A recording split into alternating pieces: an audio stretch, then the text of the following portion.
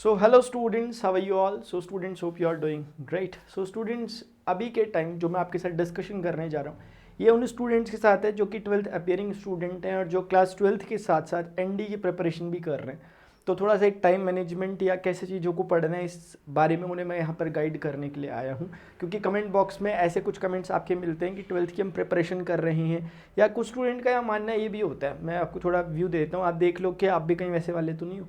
जैसे कि ना कुछ स्टूडेंट का सोचना ये होता है कि एक बार 12th तसल्ली से कर लेते हैं और 12th कर लेंगे, उसके बाद एक मतलब ड्रॉप ईयर लेंगे हम अपना और उस तैयारी करेंगे उसमें और हमारे पास हमारा एनडीए क्लियर हो जाएगा।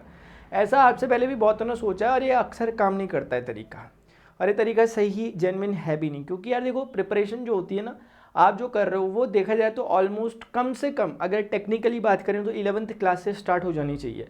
सपना आपका हो सकता है 5th क्लास का, वो बात अलग है, लेकिन उसमें इम्प्लीमेंटेशन जो होना स्टार्ट होता है वो होता है क्लास 11th के बाद से। क्योंकि क्लास 11th का जो कोर्स है, क्लास 11th का जो सिलेबस है वो धीरे धीरे फिर मैच करने लग जाता है एनडीए के सिलेबस को। मैथमेटिक्स आपको पता है 11th और 12th की मैथमेटिक्स ही एनडीए में आती है। थोड़े बहुत 2-4 टॉपिक कुछ डिफरेंट होते हैं जो अदर देन 11th 12th होते हैं, लेकिन मोस्टली आपके पास यहीं से आता है। तो आपको ये बात समझ में आ रही होगी, है ना? एक सेकंड। हाँ, तो मैं स्टूडेंट्स ये कह रहा था कि आप अगर 12th क्लास में पढ़ते हैं और अगर आप एनडीए की डिफेंस की प्रिपरेशन कर रहे हैं, हो सकता है किसी और कॉम्पिटिटिव की भी प्रिपरेशन कर रहे हो, तो मेरा सजेशन सुन ले जरा। मैं ये आपको कहना चाहता हूँ कि अगर आप ऐसा सोच रहे हैं कि प्रिपरेशन में पहले अपनी 12th तैयार कर लूँ और अपनी 12th के बोर्ड की तैयारी कर लूँ और फिर करूँगा, तो बोर्ड की तैयारी तो आपके बोर्ड के एक दिन के पहले तक भी आपको लगेगा नहीं अंदर से कि मेरी तैयारी पूरी है। तैयारी तो कभी पूरी नहीं होने वाली। हमें करना क्या चाहिए, हमें ये देखना चाहिए कि जैसे आप मान लेते हैं कि 12th क्लास में पढ़ते हो, आप ज़्यादा बर्डन अपने आप पे नहीं डालना चाहते, आपको बोर्ड की प्रिपरेशन करनी है, आपकी एक्सपेक्टेशंस बोर्ड में बड़ी ज़्यादा है अपने आप से। तो एक काम करो फिर, जैसे एग्जाम्पल के लिए एनडीए की आप तैयारी कर रहे हो, एनडीए में 11th क्लास की मैथमेटिक्स और 12th क्लास की मैथमेटिक्स दोनों आती है। तो आपको क्या करना है, आपको चलो 11th की मैथमेटिक्स रहने दो अभी, चलो कोई बात नहीं है, लेकिन जो 12th की मैथमेटिक्स पढ़ लो उसे इस तरह से पढ़ना है कि वो दोनों पे काम आए, यानी कि बोर्ड में भी और एनडीए में भी। और सीधी सी बात है, अगर आप तरीके से चीज़ों को पढ़ लो तो वो डेफिनेटली आपको दोनों तरफ फ़ायदा देगी। क्योंकि सब्जेक्ट ऐसा वाला तो है नहीं कि हमें कुछ याद करना है, या ऐसा भी नहीं है कि ये एक दूसरे के एंटी हैं, दोनों के दोनों कॉम्प्लीमेंट हैं एक दूसरे के। आप अगर एनडीए की प्रिपरेशन करते हो मैथमेटिक्स की तो ऑटोमेटिकली आपकी बोर्ड की प्रिपरेशन भी हो रही है, बोर्ड की करते हो तो एनडीए की भी हो रही है।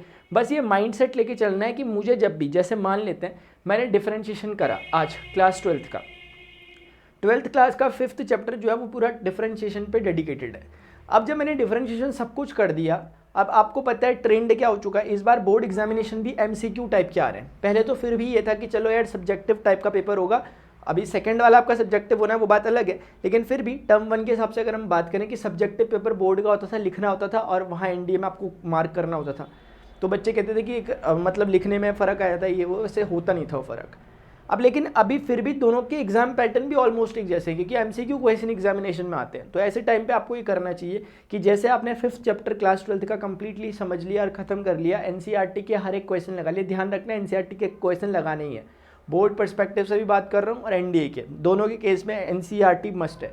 तो एनसीईआरटी जब आपने पूरी फिनिश कर ली, अब ये सवाल आता है कि यार हमें ना कुछ और एक्स्ट्रा क्वेश्चन पे प्रैक्टिस करनी चाहिए। बोर्ड स्टूडेंट्स भी ऐसा करते हैं कि एक्स्ट्रा क्वेश्चन में प्रैक्टिस करके अपने आप को थोड़ा कॉन्फिडेंट करवाते हैं। तो ऐसे टाइम पे आपको क्या करना है, आपको प्रीवियस ईयर एनडीए के प्रीवियस ईयर या एनडीए की कोई ऐसी बुक जिसमें चैप्टर वाइज सॉल्यूशन दिए गए हों, जैसे एनडीए की कोई बुक उठाना जिसमें चैप्टर वाइज सॉल्यूशन होंगे, उसके डिफरेंशिएशन वाले पोर्शन में चले जाना। और जब आप डिफरेंशिएशन में जाओगे तो आप क्वेश्चन करने लग जाओ। अब मुझे आप बता दो कि उसमें डिफरेंशिएशन में ऐसा कौन सा अलग कॉन्सेप्ट है जो आपकी क्लास 12th में नहीं था और यहाँ आ गया? कोई नहीं है। आपके पास जो आपने क्लास 12th में पढ़ा हुआ डिफरेंशिएशन है, एग्जैक्टली वही डिफरेंशिएशन के क्वेश्चन आपको वहाँ पर मिलेंगे। और मज़ेदार बात है, जो स्टूडेंट सिर्फ एनडीए की प्रिपरेशन करेगा वो कर नहीं पाएगा, ये बात भी ध्यान रखना। आपको पहले अपना बेसमेंट बहुत स्ट्रांग चाहिए, और बेसमेंट का मतलब है एनसीईआरटी। ऐसा नहीं है कि एनसीईआरटी करोगे उसके बाद फिर और मेहनत है। अगर आपने एनसीईआरटी कर ली, 90% काम आपका खत्म हो गया, 90% काम खत्म हो गया। इसीलिए स्टूडेंट किसी भी चैप्टर को जो आपकी क्लास 12th का, मैं 11th के लिए नहीं कह रहा, देखो आप पे बर्डन ना पड़े, इसलिए मैं कह रहा हूँ क्या करो, आप 12th का एटलीस्ट जो भी चैप्टर पढ़ रहे हो उसको इस दिमाग में ये डालो कि अगर आपने 5 दिन किसी एक चैप्टर को लगाए हैं तो कम से कम 1 या 2 दिन आप प्रीवियस ईयर एनडीए के एनालाइज करने में भी लगा दो उस चैप्टर से। इससे नुकसान कुछ नहीं होने वाला है, लेकिन फ़ायदे बहुत होंगे। आपकी एनडीए की प्रिपरेशन अलग होगी, आपका जो बोर्ड एग्जामिनेशन है उसके लिए आप एक्स्ट्रा अपने आप को तैयार कर रहे होगे। एक दो चीज़ें ऐसी मिल जाएंगी जो बोर्ड वाले में कवर नहीं भी हो पा रही थी आपकी एनसीईआरटी से, वो भी यहाँ से कवर हो जा रही है। ऐसी कुछ छोटी छोटी बातें होती हैं। तो मैंने आपको क्या बोला कि आप जब अपनी क्लास 12th में भी, ऐसे ही हो सकता है आप क्लास 11 के स्टूडेंट हो, और अगर आप क्लास 11 के स्टूडेंट हो तो उसके साथ आप एनडीए को कैसे प्रिपेयर करोगे, फिर आपको यही स्ट्रैटेजी अपनानी है। अभी 12th से आपको कोई मतलब नहीं, 11th की मैथमेटिक्स में सेट्स है, relation function, trigonometry, complex number, permutation combination, binomial, straight line, conic section, probability, statistics, और क्या चाहिए। ये सारे के सारे topic as it is NDA में आते हैं और बच्चे वहाँ स्ट्रगल करते रह जाते हैं। क्योंकि सोचो अगर आप अभी प्रिपरेशन नहीं करोगे, 11th में रहकर अगर आप 11th की मैथ को अच्छा नहीं कर सकते, तो ये बिल्कुल उम्मीद मत रखना कि आप 12th के बाद जो एक ड्रॉप ईयर लोगे उसमें आप 11th की मैथ अच्छी कर दोगे, बिल्कुल नहीं कर पाओगे। साइकोलॉजिकल प्रेशर अलग होगा कि यार ये मैं उस समय नहीं कर पाया 11th में, आप क्या करूँगा 2 साल बाद। तो इसीलिए स्टूडेंट ध्यान रखना, मैंने बता दिया जिस क्लास में हो एटलीस्ट उस क्लास को स्ट्रॉन्ग बना दो क्लास वाइज या बोर्ड परस्पेक्टिव पे, और साथ ही साथ उस पर अपने एनडीए क्वेश्चंस भी अपने एनालाइज करो। एक बात जो आपको नहीं करनी है वो क्या, कि इस भरोसे नहीं रहना कि मैं अभी तसल्ली से आराम से बोर्ड की तैयारी कर रहा हूँ या कर रही हूँ और मुझे 1 साल का ड्रॉप तो लेना ही है, मैं आराम से उसमें। ऐसा नहीं होगा। आप क्या सोच रहे हैं 1 साल में आप बिल्कुल इतिहास रच दोगे, कुछ नहीं कर पाओगे। टाइम तो आपके पास बहुत होगा 1 साल, लेकिन कहाँ से स्टार्ट करूँ कहाँ से ख़त्म करूँ कुछ समझ नहीं आने का आपको उस समय। तो तरीका इसका यही है, प्रिपरेशन आपकी आज से ही स्टार्ट होनी चाहिए और अभी से ही स्टार्ट होनी चाहिए। अब ये चीज़ आपको हर उसमें देखनी है, चाहे आप फिजिक्स पढ़ लो चाहे आप केमिस्ट्री पढ़ लो। एनडीए की फिजिक्स केमिस्ट्री बहुत हार्ड एंड टफ नहीं होती, बहुत कोर चीज़ें होती हैं। यानी कि अगर आपने फिजिक्स बहुत अच्छे से कवर कर रखी है केमिस्ट्री 12th 11th की, तब तो फिर आप सुपर्ब हो, आपको कुछ अलग से पढ़ने की जरूरत भी नहीं है। इसलिए कभी भी मान लिया आपने आज कैपेसिटर पढ़ लिया 12th क्लास का, तो एक बार हल्का सा देख लो कैपेसिटर से किस तरह के क्वेश्चन बन जाते हैं एनडीए में। आप बोलोगे अरे तो बड़े मजाक क्वेश्चन है, लेकिन फिर वो मजाक है अगर मान लिया किसी ने कॉन्सेप्ट को फुल वे में देखा है तो उसके लिए वो मजाक है। लेकिन फिर अगर कोई बीच बीच में से सिर्फ सोच रहा है मैं एमसीक्यू क्वेश्चन करके याद कर लूँगा, फिर आप नहीं कर पाओगे, क्योंकि क्वेश्चन फिर वैसे वाले नहीं है, वो हैं ऐसे वाले कि समझना पहले आपको होगा डेप्थ में जाके। अगर आपको 5 सेकंड का एक क्वेश्चन 5 सेकंड में करना है तो उसके लिए आपको यार 5 घंटे लगाने पड़ेंगे उस चैप्टर के लिए, पूरे चैप्टर को क्लियर करना पड़ेगा। ये फंडा है। अब देखो आप फॉलो कर सकते हो तो करना, क्योंकि आप फॉलो नहीं करोगे तो वो बच्चा जरूर फॉलो कर रहा है जो निकलने वाला है एग्जामिनेशन में, इसका सिलेक्शन हो रहा है। क्योंकि आपको पता है सिलेक्शन रेशियो टफ है, टफ हाई है। हाई क्यों हाई? इसीलिए ऐसा नहीं कि पेपर बहुत टफ है, पेपर तो इजी है, ठीक ठाक है। मतलब इतना है कि कोई भी प्रिपरेशन अगर करना स्टार्ट करता है तो वो क्रैक कर सकता है आराम से। ये एग्जामिनेशन कोई आईक्यू लेवल का टेस्ट नहीं है, ये सिर्फ आपके हार्डवर्क का टेस्ट है। ऐसा नहीं है कि यार कोई एक स्पेशल क्वालिटी आपके पास होनी चाहिए, आपका आईक्यू बड़ा तगड़ा होना चाहिए तभी आप एग्जामिनेशन में अपियर हो सकते हो, ऐसा नहीं है।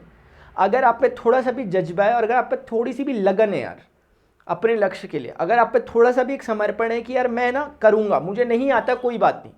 किसी बात का ज्ञान ना होना उतनी लज्जा की बात नहीं है जितना किसी चीज़ को सीखने के लिए तैयार ना होना होती है। हमें नहीं आता कोई बात नहीं, किसी को ऐसा नहीं है कि हर किसी को सब कुछ आता है। हर किसी ने कुछ ना कुछ सीखा ही और यहीं सीखा है, जहाँ आप हो जहाँ मैं हूँ, सब ने यहीं से सीखा है। बस इतना है कि सीखने के लिए की इच्छा अपने अंदर होनी चाहिए। अब ये बोल कि मेरे से नहीं होगा, आप क्या करना चाहते हो, आप क्या बोलना क्या चाहते हो? आप नहीं होगा, अगर आप बोल रहे हो कि नहीं होगा, जो आपने ही कह दिया नहीं होगा तो फिर हो ही नहीं सकता, फिर तो दुनिया की कोई ताकत नहीं करवा सकती। लेकिन अगर आप मानते हो कि हो सकता है, चाहे वो कितना भी इम्पॉसिबल काम हो, दुनिया में बहुत से इम्पॉसिबल कामों को लोगों ने पॉसिबल किया है, जिसको फैक्ट कहते थे कि हो ही नहीं सकता। जो एरोड्रम एक भंवरा होता है उसके लिए एरोफिजिक्स कहती है कि यार ये उड़ नहीं सकता, क्योंकि उसके जो पंख होते हैं, पंखों का जो उसका एरिया होता है क्रॉस सेक्शनल एरिया, वो उसके वजन के कंपैरेटिवली प्रोपोर्शन में नहीं होता। यानी उसके पंख छोटे हैं, उसका भार ज़्यादा है, mg नीचे गिरा देगा, नहीं उड़ सकता कहता। लेकिन भंवरे को ये बात नहीं पता ना। अगर भंवरे को फिजिक्स पता चल जाए, कल को भंवरा उड़ते उड़ते नीचे गिर जाएगा, उसको नहीं पता। उसको पता है कि बस मुझे उड़ना है, सर्वाइव करना है तो उड़ना है। अब चाहे कोई कुछ भी कहे वो उड़ेगा, उड़ता है। वरना फिजिक्स का सारे लॉज उसके खिलाफ हैं, उसके उड़ने के। वो मैथमेटिकली आप कॉपी किताब में अगर कैलकुलेशन करो तो कभी भी आप उड़ता हुआ नहीं पाओगे उसे। उसका जो नीचे वाला फोर्स है mg कॉम्पोनेंट, वो हमेशा बिगर ही होता है इस वाले से, लेकिन फिर भी वो उड़ता है। तो ये बात है। इसीलिए स्टूडेंट चाहे कैसी भी सिचुएशन हो आपके साथ, आप कोई भी हो, किसी भी बैकग्राउंड से हो, आप मैथमेटिक्स हो ना हो, आपके पास बायोलॉजी हो, आप आर्ट स्टूडेंट हो, अगर आपने थोड़ा बहुत ठानी है तो प्लीज़ यार ठानना ऐसे वाली नहीं कि अभी थोड़ी देर में आपका मोटिवेशन गिर जाता है। कोई फ़ायदा नहीं ऐसे मोटिवेशन का। ये मोटिवेशन है भी नहीं फिर ये कि आपने 2 3 5 बातें किसी की सुन ली और उस समय के लिए आप बड़े सुपर चार्ज हो गए और थोड़ी देर बाद फिर से आपकी एनर्जी बिल्कुल ज़ीरो पे चली गई। ऐसा वाला नहीं। अपने अंदर से एक बार होना चाहिए। अब मैं भी ये कह रहा हूँ कि ज़बरदस्ती नहीं है आप जाओ डिफेंस में, कौन कह रहा है, ज़बरदस्ती थोड़े ना है, कुछ भी कर लो, बहुत पचासों सैकड़ों हजारों लाखों करोड़ों काम है अपने पास करने के लिए, डिफेंस ही थोड़े ना एक काम है, बहुत सारे काम है। अब लेकिन अगर आपने सोचा है कि यहाँ पर आपको करना है तो भाई ये आपने सोचा है, ये किसी ने आपको, अगर किसी ने इम्पोज किया ज़बरदस्ती, किसी ने आपके ऊपर अगर डाला हुआ, वो बात अलग है, तब हो भी नहीं पाएगा। लेकिन अगर आपने अंदर से एक बार बोला कि यार मुझे करना है, तो माय डियर प्लीज़ उसके साथ जस्टिस करें। क्योंकि देखो एग्जामिनेशन इजी भी आ सकता है, एग्जामिनेशन के क्राइटेरिया ढीले ढाले भी हो सकते हैं, हल्का फुल्का हो सकता है, बहुत से स्टूडेंट निकल सकते हैं, लेकिन होगा क्या, अल्टीमेटली देश का नुकसान है। क्या ऐसे लोग हमें आर्मी में चाहिए क्या? एटलीस्ट वहाँ पे तो ऐसे लोग नहीं चाहिए जो कम से कम मतलब जिनमें दमखम ना हो, जो अपने कमिटमेंट पूरे ना कर पाते, कम से कम यार सीमा पे जो खड़ा होगा उसके तो ऐसे चाहिए ना, जो कि डिफिकल्ट सिचुएशन में भी आगे निकल के आता है। तो ऐसा इंसान वहाँ चाहिए कि नहीं चाहिए? तो चाहिए। तो उसका ये टेस्ट है। तो अगर प्रिपरेशन या पेपर आपको हार्ड लग रहा है तो आप खुश हो कि यार हाँ हार्ड है तभी तो कोई पहुँचेगा वहाँ पे, तभी तो कोई सेलेक्टिव इंसान वहाँ पे पहुँच जाएगा, वरना हर कोई ना पहुँच जाए क्या? वरना हर कोई किसी के कंधे पे सितारे ना लग जाएं क्या? नहीं लग सकते। उसके लिए आपको दिखाना पड़ेगा कि मेरे कंधे लायक हैं उन सितारों के। तो ये बात है। सो स्टूडेंट्स, अगर आप एनडी की प्रिपरेशन भी कर रहे हैं, ठीक है ना, ये मैं आपको पता होगा अनअकैडमी में क्लासेस भी लेता हूँ। अगर आपकी मैथमेटिक्स वगैरह में आपको प्रॉब्लम हो रही है, मैं मैथमेटिक्स एडुकेटर वहाँ पर एज अ एनडीए में पढ़ा रहा हूँ, मेरी क्लासेस रेगुलर चलती हैं, चाहे आप फ्री क्लासेस की बात कर रहे हो, चाहे प्लस कोर्स की बात कर रहे हो, सब कुछ चल रहा है। मेन बात यह है कि आप एनरोल हो रहे हो नहीं हो रहे, ये दूसरी बात है, आपको कुल मिलाकर पढ़ना है। उसके साथ आप कोई दिमागी बहाना नहीं दे सकते अपना कि यार मैं इसलिए नहीं पढ़ रहा, मेरे पास पैसे नहीं है, मेरा फीस स्ट्रक्चर, मेरा फाइनेंशियली कंडीशन घर की सही नहीं है, इसलिए मैं नहीं पढ़ पा रहा। फ्री क्लासेस भी चल रही है और मैं चला रहा हूँ, खुद मैं चला रहा हूँ, ठीक है ना। मुझे सिर्फ प्लस क्लासेस के लिए मेरे पास कॉम्पोनेंट्स है, मुझे प्लस क्लासेस में पढ़ाना है अनअकैडमी, लेकिन मैं फिर आप लोगों के लिए जब फ्री क्लासेस पढ़ा रहा हूँ, आप फ्री को भी अटेंड नहीं कर पा रहे। पहले वो स्टूडेंट्स, अगर आप लोग ऐसी कुछ प्लानिंग कर रहे हो, आपने अभी तक कोई स्पेशल क्लासेस या फ्री क्लासेस अनअकैडमी की देखी है, तो अगर आप प्लानिंग कर रहे हो अनअकैडमी सब्सक्रिप्शन लेने की, तो टाइम से ले लेना, क्योंकि इसके प्राइस हाइक हो रहे हैं, ठीक है ना, इसके प्राइस में वृद्धि बढ़ोतरी हो रही है। तो इसलिए आप ध्यान रखना कि आपको सब्सक्रिप्शन अभी ले लेना चाहिए। प्राइसिंग क्या है मैं वो भी डिस्कस करूंगा। 24 मंथ का अगर हम लेते हैं, अगर हम 11th में पढ़ते हैं, हमारे पास 3-4 अटैम्प्ट एटलीस्ट बच्चे हुए हैं, 2 साल का हम सब्सक्रिप्शन लेना चाहते हैं, ये बहुत अफोर्डेबल है प्राइस वाइज भी, क्योंकि ये सबसे कम का पड़ता है हमें और 24 मंथ का है, और उसमें भी 4 मंथ एक्सटेंडेड हमें मिलते हैं। तो ये इसका फ़ायदा है। दूसरी बात ये है कि एनडी का सब्सक्रिप्शन यानी कि इसका फीस स्ट्रक्चर क्या है, वो मैं आपके साथ पहले एक बार हल्का सा डिस्कस कर लेता हूँ, जिन स्टूडेंट को नहीं पता। 7920 है, this is for a year. अब इसमें कंफ्यूजन स्टूडेंट को ये होता है कि यार 7920 में मैथ पढ़नी है, ऐसा कुछ नहीं है, आपको एक कंप्लीट एक्सेस मिलता है। आप डिफरेंट बैचेस ज्वाइन कर सकते हो, जितने एनडीए डिफेंस कैटेगरी में चल रहे होंगे, आप डिफरेंट एडुकेटर से पढ़ सकते हो। मैथमेटिक्स एक नहीं 2-3 एडुकेटर मिलेंगे आपको, ऐसी फिजिक्स केमिस्ट्री हर सब्जेक्ट के लिए, जीएस जनरल नॉलेज जो भी पॉलिटिकल होता है, हर किसी के लिए आपको एक कंप्लीट एक्सेस मिलेगा कि आप किसी भी टीचर से एडुकेटर से पढ़ सकते हो। हाँ, तो मतलब कमी कोई भी किसी भी तरह से नहीं है, बस एक लास्ट आपका डेडिकेशन ही काम आएगा, थोड़ा सा आपका हार्ड वर्क, क्योंकि एक एडुकेटर भी अकेले कुछ नहीं कर सकता और ना ही बच्चा अकेले कुछ कर सकता है। अगर कुछ कदम हम बढ़ें, कुछ कदम आप बढ़ाओ, तो बहुत कुछ हो सकता है, ठीक है। ये है आपका 6 मंथ का, और उसके बाद ये है 9504। 6 मंथ का भी वैसे मैं आपको बता देता हूँ, ठीक है ना, लिखा हुआ इसमें 6336।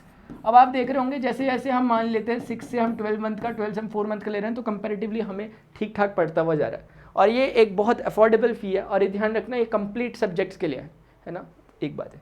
बाकी और इसमें आप जब भी सब्सक्रिप्शन लेंगे, ये आपको तब मिल पाएगा जब आप इस रेफरल कोड को PRAN31 को as a referral code use करोगे, so that you can get 10% off on your corresponding subscription.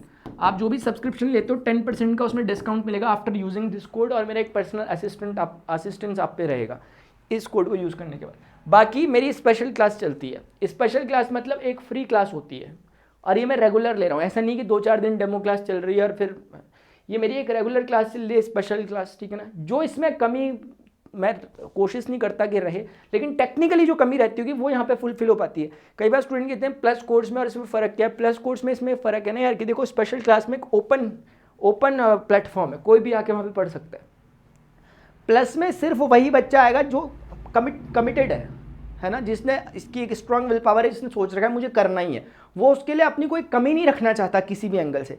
कमी यहाँ रहती नहीं है, लेकिन कभी टेक्निकली पॉसिबल हो जाता है ऐसा कि आपको उतना टाइम नहीं मिल पाता। मैं चाहता हूँ कि मैं 12 से 1 ना लूँ, मैं 12 से 2 क्लास लूँ, लेकिन मेरे पास टाइम इश्यूज़ है। इतनी क्लासेस मेरी चल रही हैं, इसके अलावा भी बहुत सी क्लासेस मैं आपको बताऊँगा, टाइम इश्यूज़ है, मैं नहीं कर पाता, लेकिन फिर भी मैंने निकाल के इतना करा है। अब ये इनवाइट कोड को आप यूज़ करना, अगर आप अनअकैडमी पहली बार ऐप डाउनलोड कर रहे होगे तो क्या प्रोसेस है, मैंने वीडियो डाल रखा है, आप वो भी देख सकते हो कैसे यूज़ करते हैं। बाकी इसी कोड को PRN31 को आप as a invite code use कर सकते हो। इनवाइट कोड का मतलब ये होता है कि आप इसको फ्रीली एक्सेस करने के लिए कुछ चाहिए होता है, वो ये है। स्पेशल क्लासेस मेरी रोज़ चलती है 12 से 1, इस टाइम पे आपको पहुंचना चाहिए। अभी जब मैं वीडियो बना रहा हूँ 11:15 11:30 हो रहा है सुबह का, तो ये 12 बजे तकरीबन मेरी क्लास है, थोड़ी देर बाद। ये प्लस कोर्स है, इसकी टाइमिंग फिलहाल 2 से 3:30 और 4 से 5:30 है, 2 मेरी क्लासेस चलती है प्लस में, है ना। तो बस ये है, इसमें हमने अभी तक set, solution function, trigonometry, inverse trigonometry, ये चीज़ें खत्म कर दी हैं। Binomial theorem, permutation, combination, complex number, matrices, determinant, ये होने वाला है। ये जो 30th जो अभी डेट जाने वाली है उससे पहले ही इतना सब कुछ हो जाएगा। तो ये स्टूडेंट्स बात है। तो कुल मिलाकर ये है कि यार प्रिपरेशन, देखो टीचर एडुकेटर अपनी तरफ से पूरा काम कर रहे हैं, मैं अपनी तरफ से पूरा काम कर रहा हूँ, सभी कर रहे हैं, और आप भी अगर करें तो मज़ा आ जाएगा फिर। और फिर सच में आप न्याय कर पाएंगे इस जॉब के साथ। मतलब आप जिसकी तैयारी कर रहे हैं, आप सच में उसके लिए डिज़र्व अगर करते हैं तो आपको साबित करना होगा यार। ऐसा नहीं कि हमने ख्यालाती पुलाव तो बहुत बना रखे, हमने मन में तो बहुत कुछ सोचा हुआ कि यार हम करेंगे, देश की सेवा करना चाहते हैं, तो प्रूव करो ना यार, मुँह से बोलने से थोड़ा होगा, है ना। Action speaks louder than word.